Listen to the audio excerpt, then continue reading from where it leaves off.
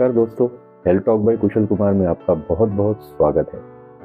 दोस्तों, last episode में मैंने ये बात करी थी कि ट्रांसफॉर्मेशन किस तरीके से लेना चाहिए, हेल्दी ट्रांसफॉर्मेशन क्या है और 6 बेसिक न्यूट्रिएंट्स और 4 तरीके बताए थे वेट लॉस के और ट्रांसफॉर्मेशन के।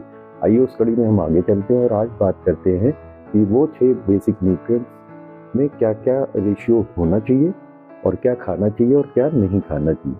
चलिए हम इस पर बात करते हैं।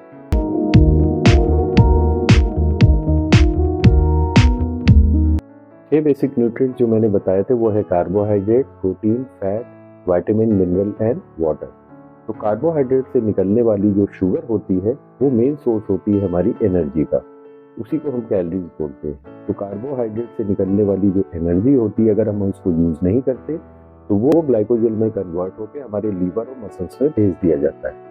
अब यही अगर एनर्जी हमने फिर से नहीं यूज करी तो वो फैट सेल में कन्वर्ट होता है और यही फैट सेल जो है बॉडी में जमा होते हैं और हमारे मोटापे का कारण बनते हैं। तो कार्बोहाइड्रेट हमारी बॉडी के एनर्जी का मेन सोर्स है जो कि कैलोरीज बोलते हैं उसे।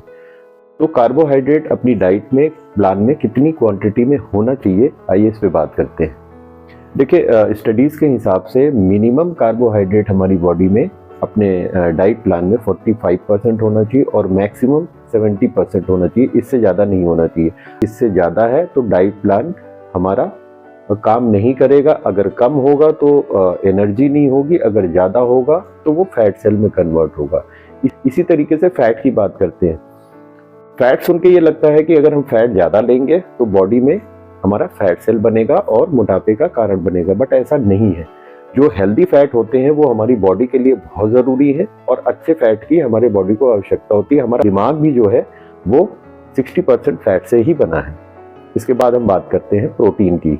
प्रोटीन हमारा प्लांट बेस्ड होना चाहिए। प्रोटीन हमारे मसल्स को गेन करने में बहुत हेल्प करता है। तो दोस्तों, अगर हम बात करें रेशियो की तो एवरेज वो डिपेंड करता है आपकी लाइफ स्टाइल पे। एवरेज कार्बोहाइड्रेट डाइट पे 50% होना चाहिए, 25% फैट होना चाहिए और 25% प्रोटीन होना चाहिए। अब हम आगे बात करते हैं, चलिए, कि इन परसेंटेज में क्या क्या लें और क्या क्या ना खाएं। जान लेते हैं कि कार्बोहाइड्रेट, अच्छा कार्बोहाइड्रेट क्या है और बुरा कार्बोहाइड्रेट क्या है। तो दोस्तों, कार्बोहाइड्रेट जो है उसमें दो कैटेगरी में हम बांटते हैं, एक सिंपल कार्बोहाइड्रेट और एक कॉम्प्लेक्स कार्बोहाइड्रेट। सिंपल कार्बोहाइड्रेट हमारी बॉडी में इमीडिएट डाइजेस्ट करता है और फिर से भूख लगने का कारण होता है और हमारे शुगर लेवल को स्पाइक करता है, ऊपर नीचे करता है।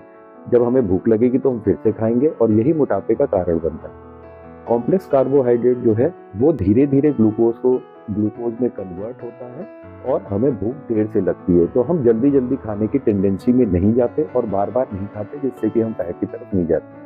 तो बेसिकली क्या है, कॉम्प्लेक्स कार्बोहाइड्रेट एक अच्छा कार्बोहाइड्रेट है जो कि हमारे डाइट प्लान में होना चाहिए और सिंपल कार्बोहाइड्रेट एक बैड कार्बोहाइड्रेट है जो हमें नहीं खाना चाहिए।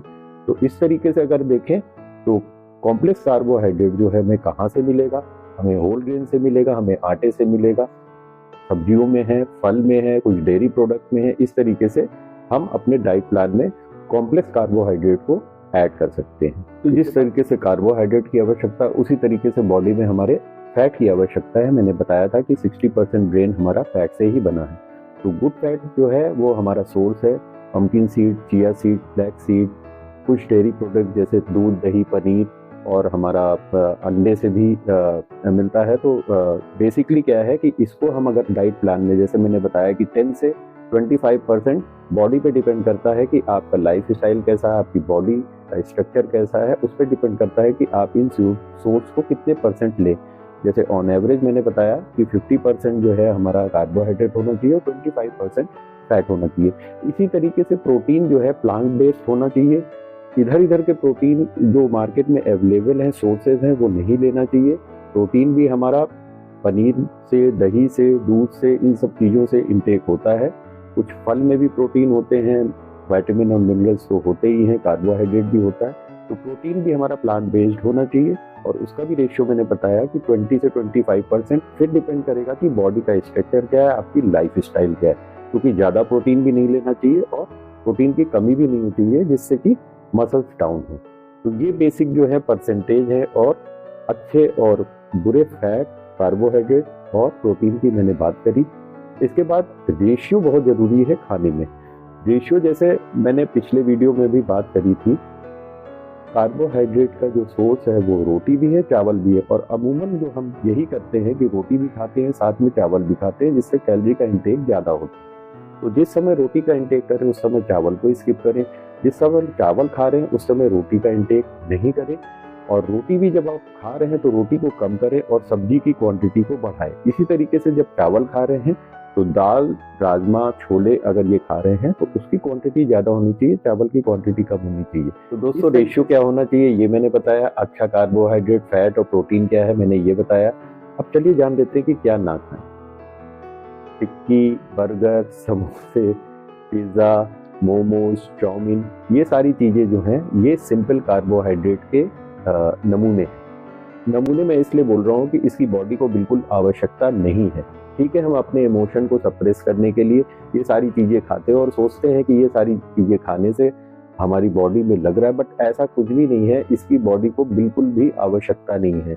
जब हम ये सारी चीज़ें खाते हैं तो हर 2 घंटे पे हमें फिर से भूख लगती है और फिर से हम कुछ खाते हैं, और यही एक कारण है मोटापा। हम बात करते हैं फैट की, तो सैचुरेटेड फैट हमारी बॉडी के लिए बहुत ही खतरनाक है।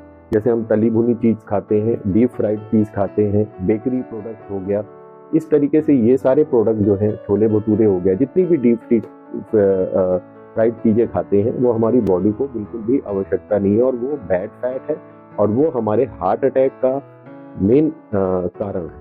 तो इन सब चीज़ों को अवॉइड करना चाहिए। जो चीज़ें मैंने बताई और जो रेशियो बताया, जो क्वांटिटी बताई, उस क्वांटिटी में अगर डाइट प्लान में आप उसको इंक्लूड करते हैं तो बहुत ही अच्छा ट्रांसफॉर्मेशन होगा। और अगर आप ओबेसिटी या मोटापे की तरफ हैं तो वो चीज़ें आपको हेल्प करेंगी कि मोटापे की तरफ ना जाए। दोस्तों, हमारी लाइफ स्टाइल ऐसी हो गई है कि हम इस भाग दौड़ की दुनिया में हम जो अपने खाने पीने का ध्यान नहीं देते, और जो हमारा किचन है वो पूरा रिप्लेस हो रहा है प्रोसेस्ड फूड पे। तो प्रोसेस्ड फूड इतना खतरनाक है कि बॉडी को आवश्यकता नहीं होती, हम सिर्फ पेट भरने के लिए प्रोसेस्ड फूड को लेते हैं, और वही कारण है हमारे मोटापे का, ओबेसिटी का। तो प्रोसेस्ड फूड ना खाएं, क्योंकि प्रोसेस्ड फूड में कोई भी न्यूट्रिशन वैल्यू नहीं होती है, ना कार्बोहाइड्रेट अच्छे होते हैं, ना फैट की मात्रा अच्छी होती, ना ही प्रोटीन का सोर्स है। तो ये सारे जो बेसिक सोर्स हैं मैंने आपको बताए हैं वो नेचुरल फूड से आते हैं, और ये जो प्रोसेस्ड फूड का जो चलन है वो जो है हमारी मेन ओबेसिटी का कारण है। तो इस तरीके से अगर आप डाइट प्लान को अपने मेंटेन करते हैं और घर पे रह के ही आप बहुत अच्छा ट्रांसफॉर्मेशन ले सकते हैं, और इसमें किसी भी तरीके की जिमिंग की आवश्यकता नहीं, कोई बाहर से स्पेशल चीज़ खाने की आवश्यकता नहीं है। इन चीज़ों को घर में अपने ऐड करें, क्वांटिटी मैंने बता दी, उस क्वांटिटी में और रेशियो में खाएं, तो अच्छा डाइट प्लान बनाएं और अच्छा खाना खाएं, जिससे आपकी सेहत अच्छी रहेगी और आप मोटापे की तरफ नहीं जाएंगे। तो दोस्तों, कैसी लगी जानकारी कमेंट बॉक्स में लिखकर जरूर बताएं, और अगर चैनल को सब्सक्राइब नहीं किया तो सब्सक्राइब जरूर करें, जिससे आने वाले वीडियो की जानकारी मिल सके और आप तक पहुंच पाए। Thank you so much, good bye.